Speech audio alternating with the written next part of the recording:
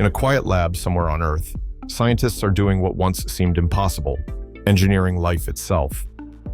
Welcome to InfoFacts 10x times, where today's science becomes tomorrow's reality.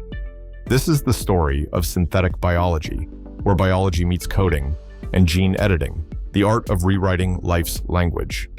Imagine bacteria that produce clean fuel or plants that glow to light up our cities. Instead of silicon chips, scientists are using DNA as code, rewriting genetic sequences to create something entirely new. It's nature redesigned. At the heart of this revolution is CRISPR-Cas9, a tool discovered in 2012 that acts like biological scissors.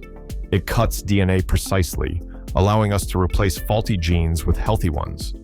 By 2025, researchers are using advanced CRISPR variants to correct genetic diseases before birth and even edit animal genomes to prevent extinction. We're entering a world where genetic errors can be rewritten by science. Synthetic biologists have created living computers and biobatteries that can record memories.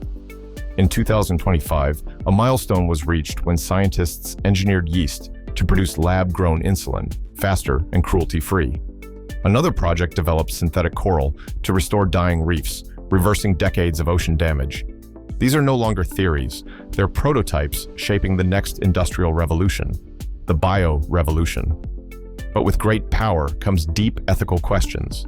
If we can design perfect humans, where do we draw the line? Could synthetic organisms escape labs and harm ecosystems? And when does editing for health become editing for perfection? The debate is growing louder, between innovation and responsibility, hope and hubris. One thing is certain, we've entered an era where life itself is programmable. The line between science and creation is blurring faster than ever.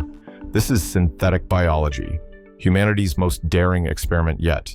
Subscribe to InfoFacts 10x times for more insights into the science shaping our future, because the next big discovery might just be written in your DNA.